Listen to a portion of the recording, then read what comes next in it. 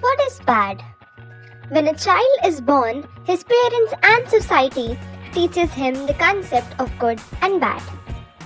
It is classically conditioned in his mind, which limits him from doing certain actions without knowing what consequences it could bring. But what is the difference between good and bad? Every action we do has its own consequences.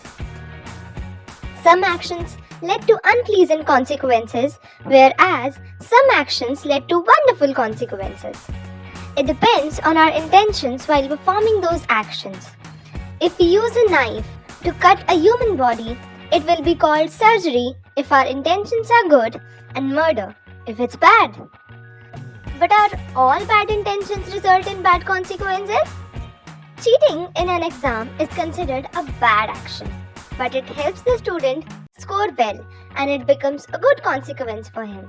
We may conclude from this example that how we feel while performing a particular action is important in determining whether it is good or bad.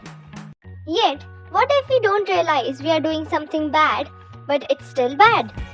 If a child is born into a terrorist group, he is taught from the beginning that killing people is a good deed.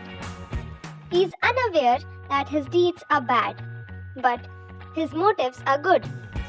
And then, what will a society call an action which is bad but done for a good cause?